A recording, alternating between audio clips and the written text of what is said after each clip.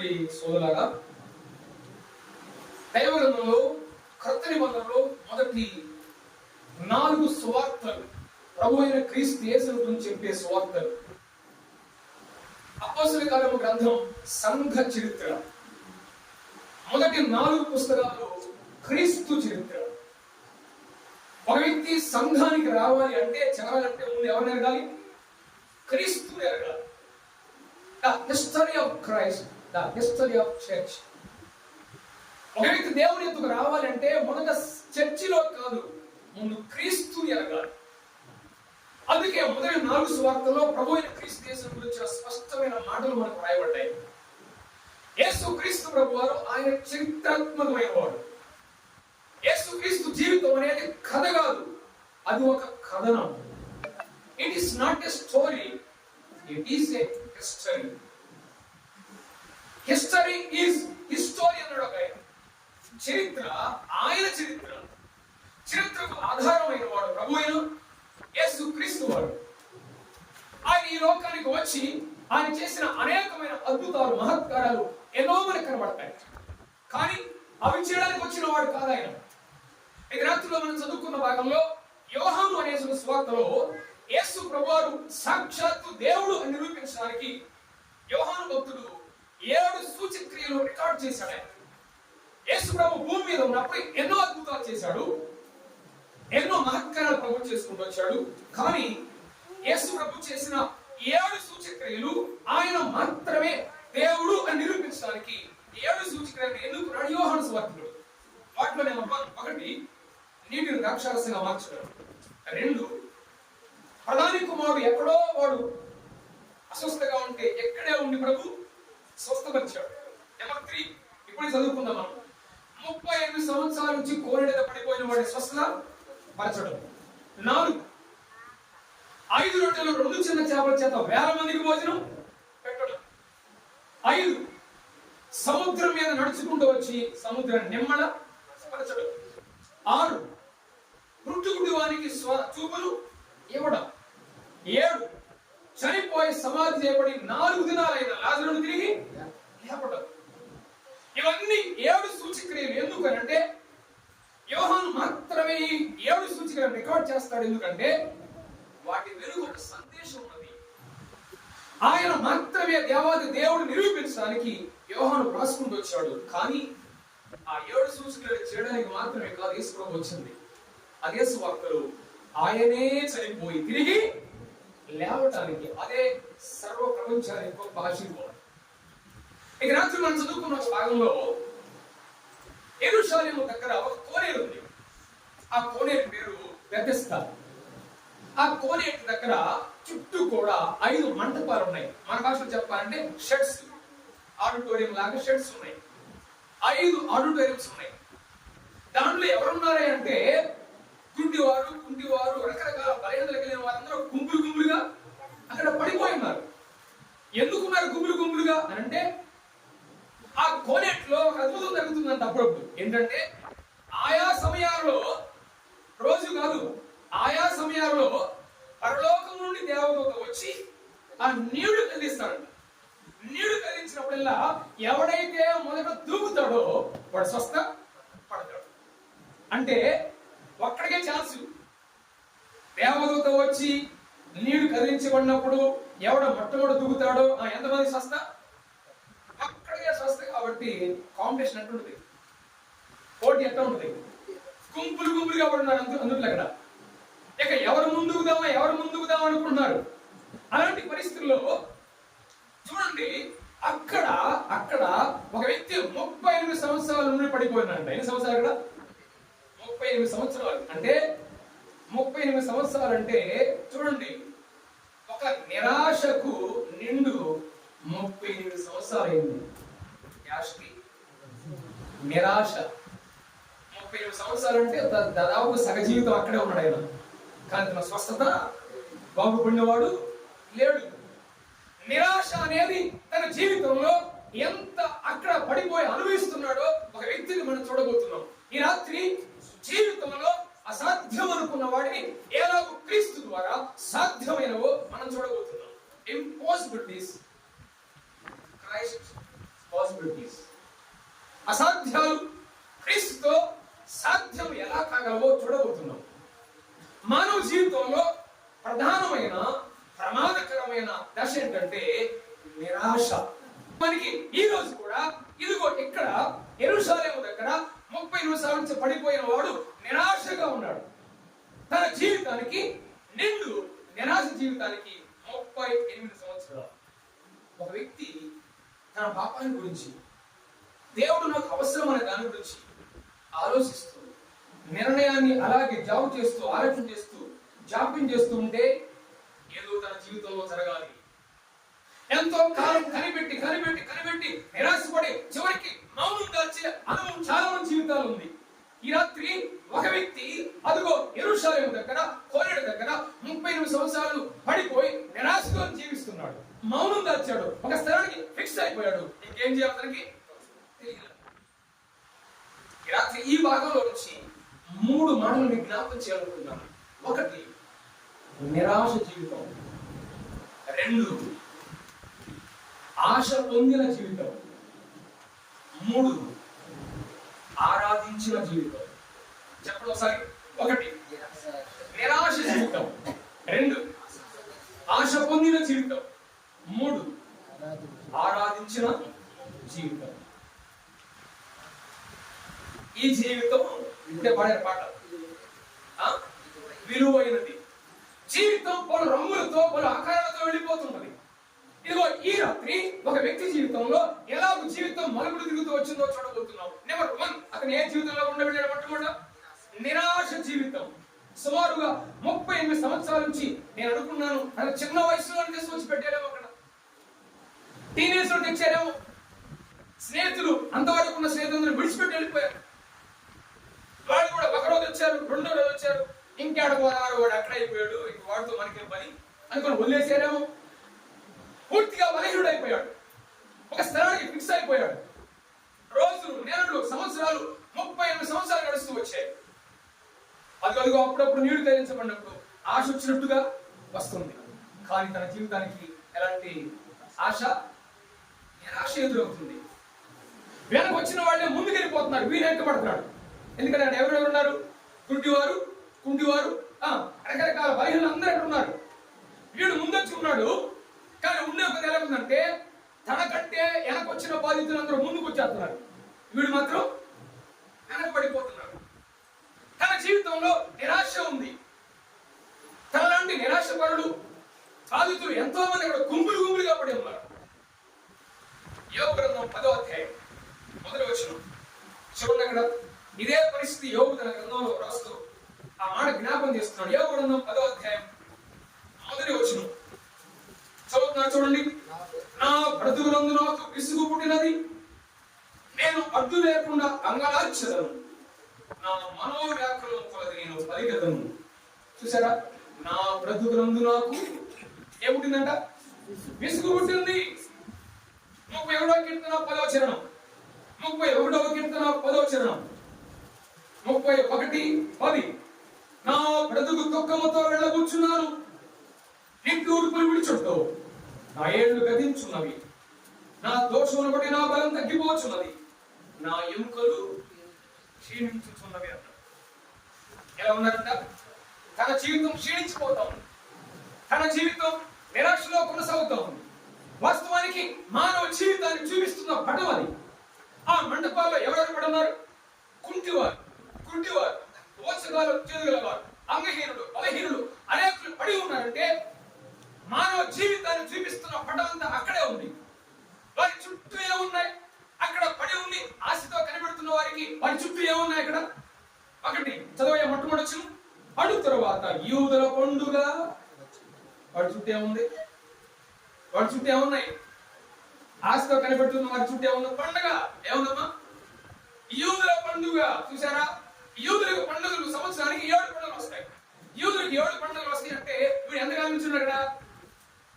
ఎంతకాలం నుంచి ఉన్నాడు? 38 సంవత్సరాలు. 38 × 7 లెక్క ఎంతో? సుమారుగా 210 పండుగలు వచ్చినాయి పోయినాయి. కానీ ఈయనకి ప్రయోజనం అయిందా? చాలా మంది జీవితాల్లో పండుగలు ఉన్నాయి కానీ వస్తాయి కానీ వారికి ఎలాంటి ప్రయోజనం కాదు. ఇంకేమున్నాయి అక్కడ? గొర్రెల ద్వారము దగ్గర. యెరూషలేములో ఎక్కడ చూస్తున్నారంట? గొర్రెల ద్వారం అంటే ఏంటి తెలుసా? గొర్రెల ద్వారం దగ్గర గొర్రెలు ఉంటాయి, ఎక్కువగా బళ్ళు అర్పిస్తుంటారు. అంటే రకరకాల బళ్ళు అర్పిస్తుంటారు, వారి జీవితాలకు కావాల్సినవి. కానీ వారి దగ్గర బళ్ళు, గొర్రెల ద్వారం ఉన్నది, కానీ వారికి ప్రయోజనం లేదు.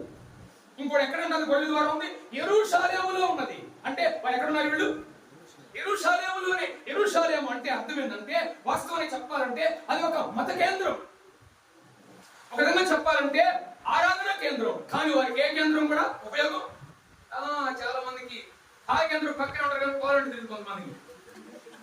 ఆరాధన కేంద్రాలు, ప్రార్థనా కేంద్రాలు, ప్రార్థనా మందిరాలు ఆకాశం నుండి కొంతమందికి ఉంటాయి, మరింటి పక్కనే. కానీ వారికి ప్రయోజనం ఏముండవు. ఈ రోజుల్లో చాలా చోట్ల ఆరాధన కేంద్రాలు, ఆత్మీయ కేంద్రాలు, ఆరోగ్య కేంద్రాలు, ఎన్నో కేంద్రాలు ఉన్నాయి, కానీ చాలా మంది జీవితాలకు ప్రయోజనం లేవు. వీరి చుట్టూ కూడా యెరూషలేములో ఉన్నారు, కానీ వారికి ఏ ప్రయోజనం లేదు. అంత మాత్రమే కాదు, ఆ కోనేరులో నీళ్లు ఉన్నాయి. ఏమన్నాయమ్మా? నీళ్లుండి ఇవిడికి ఏమైనా ప్రయోజనం అయినకే? ఆయా సమయాల్లో దేవదూత వస్తాడు. నీళ్లు కదిలించినప్పుడు ఎవడైతే ఎక్కి వ్యాధి గల వాడైనా దాంట్లో మునిగితే దిగితే స్వస్థ పడతాడు. నీళ్లు ఉన్నాయి, కనబడుతున్నారు నీళ్ళ కోసం. అంటే ఆ మండపాల్లో కూర్చున్న వాళ్ళందరూ దృష్టి దేని మీద ఉన్నాయి? నీళ్ళ మీద. అమ్మా విన్నారా? చూసారా? అక్కడ గుంపులుగా పడి ఉన్న వారి దృష్టి నీళ్ళ మీద ఉన్నాయి. ఈ రోజుల్లో కూడా చాలా మంది నీళ్ళ ద్వారా ఏదో జరుగుతుందనుకుంటారు కొంతమంది. 5 మంటపాలు అంటే మనిషి అనుకున్నాడు, నేనేదో చేస్తే నాకు ఏదో పుణ్యం వచ్చింది అనుకున్నాడు. నేనేదో చేస్తే, ప్రార్థన చేస్తానో, ఉపవాసం చేస్తానో, అక్కడికి వెళితేనో, ఏదో చేస్తానో, ఏదో ఇస్తానో నాకేదో జరుగుతుంది అనుకుంటారు. కానీ దాని ప్రయోజనం లేదు. అదే అక్కడ 5 మంటపాలు ఉంటాయి. ఎవరెవరు ఉన్నారన్న ప్రజలు? కుంటివారు, గుడ్డివారు, ఓచగా తెలివారు. అంటే అర్థం ఏంటంటే నేటి ప్రపంచ మానవాళి జీవితాలు చూపిస్తున్నాయి. కానీ వినండి, విచిత్రం ఏంటంటే ఇక్కడ పరలోకము నుండి ఆయా సమయాలు ఎవరు దిగి వస్తారు? దేవదూత దిగి వస్తే ఎంతమంది స్వస్థ? ఎంతమందికమ్మా? అదే దేవుని కుమారుడే దిగి వస్తే ఎంతమందికి? అందరికి. దేవదూత దిగి వస్తే ఒక్కడికి మాత్రమే, అది కూడా శరీర స్వస్థే గాని ఆత్మ స్వస్థ కాదు. ఆ తర్వాత అవి చనిపోవాల్సిందే. కానీ యేసు ప్రభువే, దేవాది దేవుడే ఈ లోకానికి దిగి వస్తే, అందుకే యోహాను సువార్త 6:38 ఇంకా అనేక విషయాలు చెప్పబడింది. నేను పరలోకము నుండి జీవాహారముగా దిగి వచ్చి ఉన్నాను అన్నాడు. ఆయన పరలోకము నుండి దిగి వచ్చిన వాడే.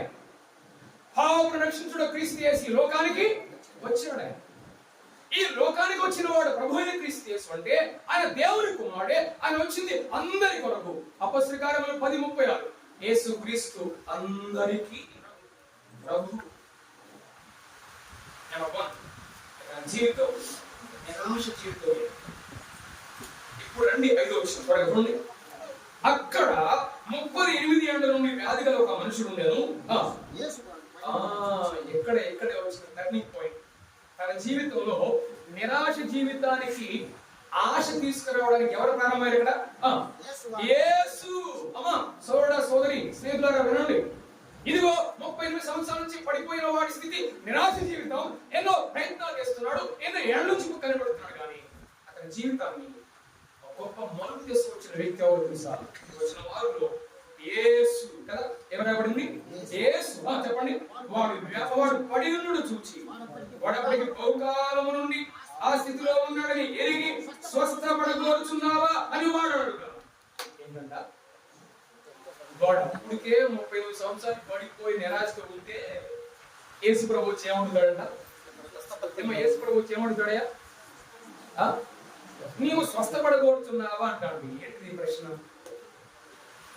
అంటే చాలాసార్లు నాకు అర్థం కాదు. ఎందుకు యేసు ప్రభు వాడు అడుగుతున్నాడు? వాడి ఆశ ఉంది కదా, ఎంతో కాలం నుంచి ఉన్నది కదా. అంటే యేసు ప్రభు వాడు అతన్ని రేపుతున్నాడు. ఎందుకో తెలుసా? చాలా మంది ఆశపడి చివరికి దేనిలో పోతాడు? నిరాశలో పోయిన తర్వాత మళ్ళీ వస్తారా? రారు. అందుకే అడుగుతున్నాడు యేసు ప్రభు ఏమని? నీవు స్వస్థపడగోరుచున్నావా అంటే నిరాశలోకి ఎంత లోతుకు పోయావో. నిరాశలో ఉన్నావంటే మాత్రం నీకు ప్రయోజనం కాదంట. దేవుడు చేయలేని వ్యక్తి ఎవరంటే, దేవుడు ఏ వ్యక్తి జీవితంలో దేవుడు ఏ కార్యం చేయడంటే ఏ వ్యక్తి అంటే నిరాశపడినాడు అంట. ఎవరు? discouraged man. నీ జీవితంలో నిరాశలోనే కృంగిపోయావంటే నీ జీవితానికి ఏ ఫలితం లేదు. అందుకే ప్రభుడుతున్నాడు, నీవు స్వస్థపడ కోరుచున్నావు అంటే. కొందరు అట్లానే ఉండడానికి ఇష్టపడతారు. త్రాగుబోతులు అడిగితే ఏమయ్యా మానుకయ్యారంటే ఏమంటాడు, ఆ బాటిల్ లేకుండా నేను అడుగుండేది అంటాడు. పాపం మానుకోవాలంటే నేను ఎలా మానేదని అంటాడు. కానీ ఇతరులోని ఆశలు యేసు ప్రభువు రేకెత్తించాడు. ఏమంటాడంటే, నీవు స్వస్థపడగోరుచున్నావంటే నీకు ఈ రోజు బాగుపడాలనే ఆశ నీకు ఉందా? ఈ రాత్రి ప్రశ్న కూడా అదే. స్నేహితులారా, అమ్మ యవనస్తులారా, బాగుపడాలనే ఆశ నీకు ఉందా? రక్షణ పొందాలని నీకు ఆశ ఉందా?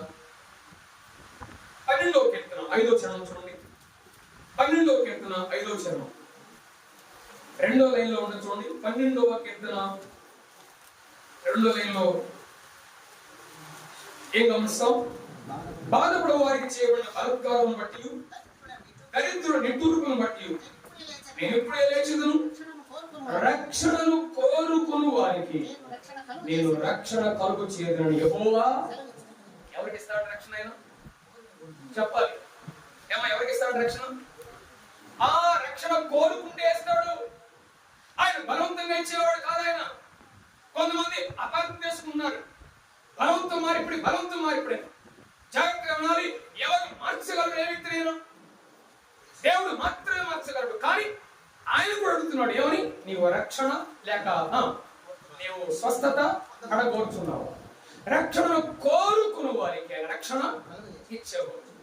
ఈ రాత్రి నువ్వు కోరుకుంటే ఇస్తాడు, కానీ నువ్వు కోరుకోకపోతే ఆయన ఇచ్చేవాడు కాదు. రండి, ప్రయాసపడి భారం మోసుకుంటున్న సమస్త నిధులారా నా యొద్దకు రండి, నేను విశ్రాంతిని కలుగు చేతును. ఎప్పుడమ్మా? ఎప్పుడది? నువ్వు ఎలాంటి వాడని కావచ్చు, ఏ కులవాడని కావచ్చు, ఏ దేశమైనా కావచ్చు, ఏ భాష అయినా కావచ్చు, ఏ మతమైనా కావచ్చు, ఎలాంటి ఆలోచనలు ఉండొచ్చు, కానీ నీవు వస్తే ఆయన రక్షిస్తాడు. ఆయన ఎవడానికి ఇష్టపడుతున్నాడు? నేడు దేవుని వాక్యం రక్షణ. దేవుని వాక్యంలో స్పష్టంగా మనం చదువుతాం, ఇదిగో ఇదే మిక్కిలి అనుకూలమైన సమయం, ఇదే రక్షణ దినం. అక్కడ రాయబడి చూడండి, 8వ వచనంలో ప్రభు అన్నట్టు చూడండి. వెంటనే అతన్ని, యేసు నీవు లేచి నీ పరుపెత్తుకున్నాడు అని వానితో చెప్పగల. ఏం చెప్పాడు యేసు ప్రభు? ఏం చెప్పాడే ప్రభు? నీవు లేచి నీ పరుపెత్తుకొని. ఎలా ఉంది అసలు? 38 సంవత్సరాల నుంచి వాడు అక్కడే పడుంటే లేవలేని పరిస్థితులు వాడుతుంటే యేసు ప్రభు వాడు ఏమంటాడు? సరే నువ్వు లేయా అంటే ఒక విధంగా బాగానే ఉంటది, కానీ ఇంకేమన్నాడు? నీ పరుపెత్తుకున్నాడు అంటే ఎలా ఉంటుంది? ఎలా లేచేదయ్యా నేను అని అనలేవాడు. మన ప్రభు ఎవరంటే, ఏదైనా చేయడానికి మనమైతే సలహా ఇస్తాం, కానీ శక్తిని ఇస్తామా? సలహా ఇవ్వడానికి చాలా సులభంగా ఇస్తాం. వాడు లేవడానికి శక్తి ఇస్తామా? కానీ ప్రభు మాటలో ఏముంది? శక్తి. సలహాతో పాటు ఏముంది? శక్తి. అందుకే ప్రభు అన్నాడు, నీవు లేచి నీ పరిపెత్తుకొని నడువు అంటే ఆయన మాటలో సలహా మాత్రమే కాదు, ఏముంది? శక్తి ఉన్నది. అందుకే పరిపెత్తుకొని లేవగలిగాడు, వాడు నడిచాడు. అతను మన ప్రభు ఎవరంటే, నీతో ఒక మాట మాట్లాడాడు అంటే అని చెప్పాడంటే ఆయనకి శక్తినిస్తాడు. ఆయన యేసు ప్రభు చెప్పిన ఆ భాగంలో 3 మాటలు ప్రభు తన జీవితానికి నూతనమైన అనుభవం కలిగించాడు. ఏంటి తెలుసా? నీవు లేచి అన్నాడు. ఏమన్నాడు? యేసు ప్రభు ఏమన్నాడు? లేచి అంటే ఎంతకాలం నుంచి కూర్చున్నాడు అక్కడ? ప్రభు ఏమన్నాడు? ఇప్పుడు లేవమన్నాడంటే నీకు కొత్త స్థలం చూపించబోతున్నాడు, అంతే కదా? ఈ స్థలం నీకేమైంది దాకా? ఏ స్థలం ఇది? పాత స్థలం, ఓల్డ్ ప్లేస్. నువ్వు లేచి అంటే న్యూ ప్లేస్ చూపిస్తాను రా, నువ్వు లే అన్నాడు. రెండో ఏమన్నాడు? పరుపెత్తుకొని అన్నాడు. ఏమన్నాడు? పరుపెత్తుకంటే వాడు ఇంకా లేవలేదు, కానీ అప్పటికే ఒక పని చెబుతున్నాడు యేసు ప్రభువు. ఏం చెబుతున్నాడు? ఒక పని. ఏం పని?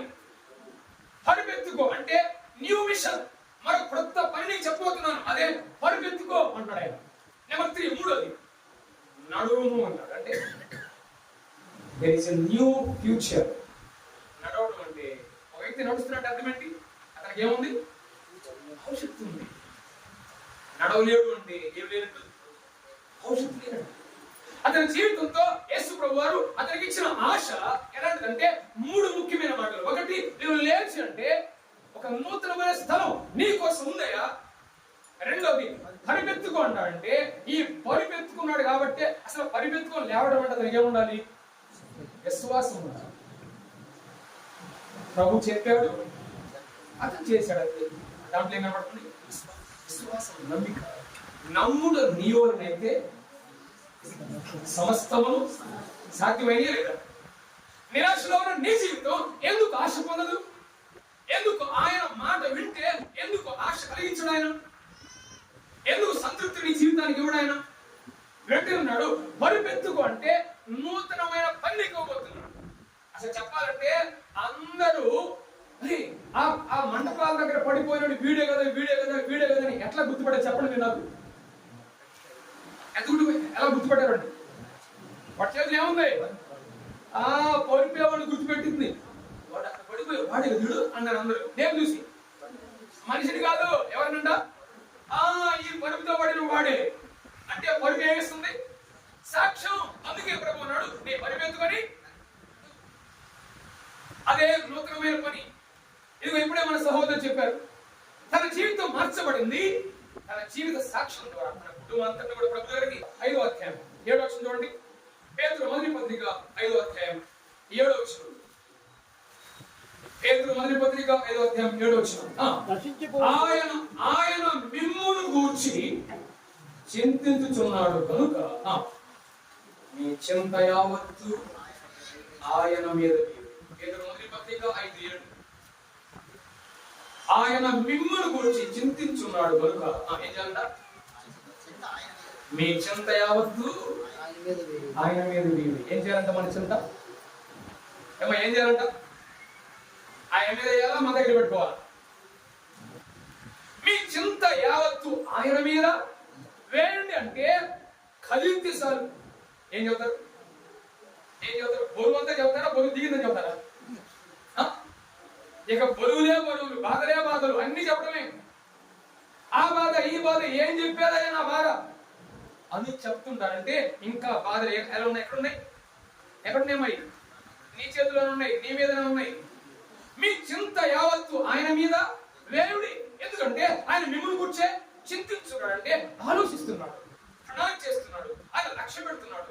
నీవు ఉన్న వాటిని ఆయన మీద వేస్తే ఆయన నెమ్మదినిస్తాడు. ఆయన రాత్రి వాళ్ళది ఏ భారంతో ఉన్నవాడు 103వ కీర్తన 13వ చరణం. 103వ కీర్తన 13వ చరణం. 103:13. తండ్రి తన కుమారులు ఎలా జాలి పడినట్లు యెహోవా తన యందు భయభక్తులు గలవారి ఎడల జాలి. ఆయన తండ్రి వలె తన కుమారుల పట్ల జాలి పడడానికి ఇష్టపడుతున్నాడు. మన దగ్గరకు వస్తే చాలు, నిరాశ జీవితానికి జాలి పడతాడు ఆయన. ఆయన నీ పట్ల ప్రత్యేకమైన ఆలోచన కలిగిన వాడే ఉంటాడు. ఒక తండ్రి తన కుమారుడికి ఏం చేస్తాడు? ఏం సరమ్మా? తన కుమారుడి భవిష్యత్తు ఎవరి చేతిలో ఉంది? తండ్రి చేతిలో ఉంది. కుమారుని యొక్క అక్కలు ఎవరి చేతిలో ఉన్నాయి? తండ్రి చేతిలో ఉన్నాయి. కుమారుని యొక్క ప్రతి ఆలోచన ముందు నడవాలంటే ఎవరి చేతిలో ఉన్నాయి? తండ్రి చేతిలో ఉన్నాయి. ఈ రాత్రి నీ వల్ల కూడా ఆయన కుమారుని పట్ల జాలిపడినట్లుగా నీ మీద, కుమార్తె పట్ల జాలిపడినట్లుగా నీ మీద ఆయన జాలిపడడానికి ఇష్టపడుతున్నాడు. నీ జీవితాన్ని గురించిన బాధ్యత ఆయనదే. ఆయన మిమ్మును గూర్చి చింతించుచున్నాడు. ఎంత ఆశ పొందాడో చూడండి. పరుపెత్తుకుని లేచి నడుమంటే లేచి ఎంత గొప్ప సంతోషం. ఆశ పొందిన జీవితం. నెంబర్ 1 నిరాశ జీవితం. నెంబర్ 2 ఆశ పొందిన జీవితం. ఆశ పొందిన తర్వాత ఏం చేస్తాడు? ఇప్పుడు చదువుతాం చూడండి. 14-15 అదే అధ్యాయం యోహాను సువార్త 5వ అధ్యాయం 14-15 చదవండి సహోదరులు. పెద్దగా అడుగు తర్వాత దేవాలయంలో వానిని చూచి ఇదిగో స్వస్థత నొందితివి, మరి ఎక్కువ కీడు నీకు కలుపుకున్నట్లు ఇక పాపము చేయకుమని చెప్పగా వాడు వెళ్ళి తను స్వస్థపరిచిన వాడు యేసు అని యూదులకు తెలియజేశాడు. ఇప్పుడు ఎక్కడ కనపడ్డాడు? ఎక్కడ కనపడ్డాడు? ఇప్పుడు అక్కడ చూడండి, యేసు దేవాలయంలో వానిని చూచి, ఇప్పుడు ఎక్కడికొచ్చాడు వాడు? ఎక్కడికొచ్చాడు అంటే అతడు దేవాలయంలో కనబడ్డాడు యేసు ప్రభు వారికి. వాస్తవానికి ఆ వ్యక్తి దేవుడు చూడాలనుకున్నాడు కాబట్టి అడిగాడు. ఎక్కడికెళ్ళాడు? దేవుడు చూడాలనుకున్నాడు. ఎక్కడికెళ్ళాడు? దేవాలయానికి వెళ్ళాడు. అడవులు కనబడ్డాడు. యేసు కూడా కనబడ్డాడు. అంటే అర్థం ఏంది? దేవుడు చూడాలని దేవాలయానికి వెళ్ళాడు, దేవుడే కనబడ్డాడు అక్కడ. ఈరోజు నీవు దేవాలయానికి వచ్చింది ఎందుకు తెలుసా? దేవుని మందిరానికి ఎందుకు రావాలి తెలుసా? మనం ఎందుకు దేవుని మందిరానికి రావాలంటే అక్కడ ఆయన కనబడతాడు, అక్కడ దేవుని దర్శనం కలుగుతుంది, అక్కడ దేవుని సందేశం నీకు వినబడుతుంది. అదిగో ఆ రోజు అతనికి దేవాలయానికి రావడం వల్ల అతనికి రెండు దొరికాయి. ఒకటి దేవుని దర్శనం, దేవుని సందేశం దొరికింది. దేవాలయంలోకి అతను ఎందుకు వెళ్ళాలి అంటే దైవజనులు ఎస్ ఆనంద్ గారు అనేవారంట, దేవుడు అనేవాడు ఎక్కడుంటే అక్కడ రాకుండా ఉండేవాడు అనేవాడు. ఎక్కడ చూశారు మీరు? ఏమా ఎక్కడ చెప్పండి? దేవుడు అనేవాడు ఎక్కడుంటే అక్కడ రాకుండా ఉండలేవంట. ఎక్కడికి? దేవాలయానికి. నేను దేవుడు అంటే నాకు తెలుసండి, దేవుడు అనుకున్నానండి, కానీ చర్చికి రావడం ఏముందండి, అంత అవసరం లేదండి అనేవాడికి ఇదే. వాడు స్వస్థ పొంది ఎక్కడికి వచ్చాడు? దేవాలయానికి వచ్చాడు, దేవుని మందిరానికి వచ్చాడు. అంటే అక్కడ దేవుని దర్శించుకోవడానికి వచ్చాడు. సాక్షాత్తు యేసు ప్రభు నేరు కనబడ్డాడు. కనబడి ఏం చెప్తాడు యేసు ప్రభు? ఎక్కడ చదవండి కదా, ఏమన్నా ఇదిగో స్వస్థత నొందితివి, మరి ఎక్కువ కీడుని కలుపుకున్నట్లు ఇక పాపం చేయకుమని చెప్పాడు. అక్కడ దేవుని ఆలయానికి రావడం వల్ల నెంబర్ 1 ఎందుకు దేవుని మందిరానికి రావాలంటే ఆరాధన చేయాలి. ప్రభు తన జీవితంలో చేసిన దానికి దేవుని స్తుతించడానికి వచ్చాడు. నా ప్రాణమై యెహోవాను సన్నుతించుము, ఆయన చేసిన ఉపకారములలో దేనిని మరిచాడు. మరి ఒక దేవుని ఆలయానికి వచ్చాడు. నా అంతరంగం ఉన్న సమస్తమా నీకే స్తోత్రం అని ప్రభుకి ఆరాధన చేస్తున్నాడు, దేవునికి కృతజ్ఞతలు చెల్లిస్తున్నాడు. 23వ కీర్తన ఆలోచన, నా జీవిత కాలమంతయు యెహోవా మందిరములో నివాసం చేశాను. 100వ కీర్తన 4వ చరణం చూడండి. 100వ కీర్తన 4వ చరణం ఎలా వస్తున్నారు అతను? 100వ కీర్తన 4వ చరణం, కృతజ్ఞతార్పణలు చెల్లించుచు ఆయన గుమ్మములలో ప్రవేశించుడి, కీర్తనలు పాడుచు ఆయన ఆవరణంలో ప్రవేశించుడి. ఎందుకు? ఆయనను స్తుతించుడి, ఆయన నామమును ఘనపరచుడి. ఎందుకు వస్తాం దేవుని మందిరానికి? ఆయన ఆరాధించడానికి. మనము దేవుని మందిరానికి ఎందుకు రావాలి? అదిగో ఆయన నామమును స్తుతించడానికి, ఘనపరచడానికి రావాలి. దేవుని మందిరానికి మనం వచ్చామంటే దేవుని వాక్యం రాయబడింది, యేసు ప్రభు చెప్పాడు, ఏమనగా 2-3 నా నామమును కూడి ఇక్కడ ఉందిరో వారి మధ్య. ఏమా దేవుడు మన మధ్య ఉన్నాడా లేదా? దేవుని మందిరంలో ఆయన ఉన్నాడు, ఆయన సహవాసం, ఆయన సన్నిధి మనతో ఉంది. అందుకే అది ఆరాధించడానికి వచ్చాడు. అందుకే తన జీవితం ఎలా మారింది? ఆరాధించిన జీవితం. నెంబర్ 2, రెండో కారణం ఎందుకు దేవుని మందిరానికి వెళ్ళాలంటే తనకు దొరికింది స్వస్థత. ఎన్ని సంవత్సరాల నుంచి తర్వాత? 38 సంవత్సరాలు. అంటే రికార్డ్ అనమాట. ఏంటి ఎంత రికార్డ్? అర్ధ సంవత్సరం, అర్ధ సెంచురీ అంతా ఆడే ఉన్నాడు. ఎక్కడ పోయిన దగ్గర పడిపోయినాడు. ఇప్పుడు ఏమైంది? 40 సంవత్సరాలు అంటే సుమారు జీవితంలో అర్ధ భాగం అక్కడే ఉండిపోయాడు. కానీ దేవుడు ఇచ్చాడు స్వస్థత, ఆరోగ్యం ఇచ్చాడు. ఇంకో మాట చెప్పాలి, స్వస్థ రక్షణ కూడా నా జీవితంలో రక్షణ కూడా పొందాడు. ఎఫెసు పత్రిక 5వ అధ్యాయం 20వ వచనం చూడండి. ఎఫెసు పత్రిక 5వ అధ్యాయం వచనం 20-21 వచనం. ఏం చదువుతాం? మన ప్రభు అయిన యేసుక్రీస్తు పేరట సమస్తమును గురించి తండ్రి అయిన దేవునికి ఎల్లప్పుడూ కృతజ్ఞతాస్తులు చెల్లించు. ఒకటి, ఆరాధించిన వాడు కనబడుతున్నాడు. రెండవది, తనకు దొరికిన స్వస్థత రక్షణ విషయమై దేవునికి కృతజ్ఞత తెలుస్తున్నాడు, థ్యాంక్స్ గివింగ్ చేస్తున్నాడు. ప్రభు చేసిన కార్యాలు ఎన్నడూ మనం మర్చేవారం ఉండదు. నెంబర్ 3, మూడవది, యేసుప్రభు ఏమంటాడు? మనం చదివిన భాగంలో ఏమన్నాడు?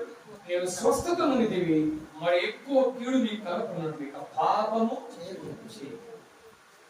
యేసు ప్రభు వారి దేవాలయానికి రావడం వల్ల వాడు దొరికిన మూడోది ఏంటంటే పరిశుద్ధతను గురించినటువంటి సందేశం. దేని గురించి ఆ సందేశం? ఆ రోజు దేవాలయంలో యేసు ప్రభు అతనికి ఇచ్చిన టాపిక్ ఏంటి, అంశం ఏంటి, సందేశం ఏంటి, సర్వర్ ఏంటి, మెసేజ్ ఏంటి? ఏంటది? ఎక్కను వెళ్ళి పాపం చేయి. అతనికి దేవాలయానికి వెళ్ళడం వల్ల యేసు ప్రభు అతనికి ఇచ్చిన సందేశం ఏంటంటే పవిత్ర జీవితాల గురించి చెప్పాడు.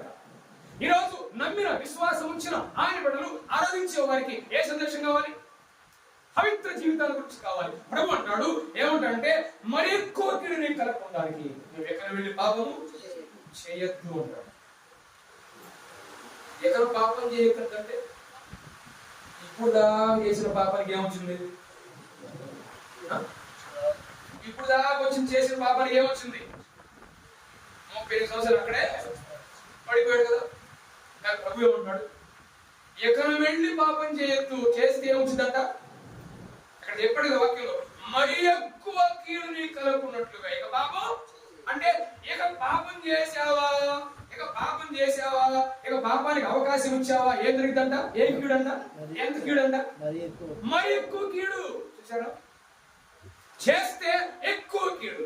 ఇప్పటికే 38 సంవత్సరాల నుంచి కోరేట్లో అక్కడ కోరేట దగ్గర పడిపోయి ఇప్పటికే ఎంత కీడు అనిపించాడు. ఇక పాపం చేస్తే ఎంత కీడు వచ్చిందంట? మరి ఎక్కువ కీడు. సోదరుడా, సోదరి, మీరు మీ పాపంలోనే ఉండి చనిపోయి నా యుద్ధకు రాలేదు. ఆలోచించండి, భూమి మీద బాధల కంటే ఇంకా మరి ఎక్కువ బాధ ఏంటి అసలు? అక్కడ యేసుప్రభు చెప్తున్నా మరి ఎక్కువ కీడు అన్నాడు. ఏంటా కీడు? భూమి మీద ఈ బాధల కంటే మరి ఎక్కువ కీడు ఏంటిది? అదే ఆ రోజు. ఏ రోజు? అదే ఏ రోజు? అదే ఆ రోజు అంటే అదే నరకాగ్ని. ఈ కీడే అనుభవించలేకపోతుంటే ఆ రోజు మరి ఎక్కువ కీడు అంటే నీవు పాపంలోనే కొనసాగితే మరి ఎక్కువ కీడు వస్తుంది. ఆ కీడే నిత్య నాశనం, నరకాగ్ని, దేవుని ఉగ్రత. ఇంత గొప్ప రక్షణ ఎలక్షన్ చేసినావు ఎలాగూ అర్థించుకుంటావు. దేవుని చేతిలో పడుతా భయంకరం. ఈ రోజు ఆయన చేతిలో పడద్దు, ఆ రోజు ఆయన చేతిలో పడద్దు, ఈ రోజు ఆయన చేతిలోకి వస్తే నా చేతిలో ఉన్నవాడు ఎవడును అప్పగలేదు. దేవుని చేతిలోకి రావడం ప్రభువా, నా నిరాశ జీవితం పాపంలో కొనసాగుతూ వచ్చాను, ఎన్నో ఆశ్రయించాను కదా, నా జీవితానికి శూన్యం ప్రభువా. ఈరోజు నేను ఆశ్రయిస్తున్నాను. నిరాశ జీవితానికి ఆశ ఉంచేవాడు ప్రభువును ఆశ్రయిస్తే మనుషులను ఆశ్రయించుడు కంటే యెహోవాను ఆశ్రయించుడా, రాజును నమ్ముకుడు కంటే యెహోవాను ఆశ్రయించుడా. ఈ రాత్రి ఆయన ఆశ్రయిస్తే, అందుకే పరలోకం నుండి భూలోకానికి వచ్చిన ప్రభు దేవుడు దిగి వస్తే ఒక్కడికే స్వస్థత, అది కూడా రోగం బాధ ఇవి మాత్రం పోతాయి. కానీ దేవుని కుమారుడు దిగి వస్తే సర్వ పాప నివారణ. ఇదిగో లోక పాపను మోసుకొని పో దేవుని గొర్రె పిల్ల. ఈ రాత్రి ప్రియమైన స్నేహితులారా, సోదరి సోదరులారా, ఒకటి నిరాశ జీవితం అలాంటి కొనసాగుతున్నారా? రెండోది ఆశ పొందిన జీవితం యేసుక్రీస్తు ద్వారా. మూడోది ఆరాధించ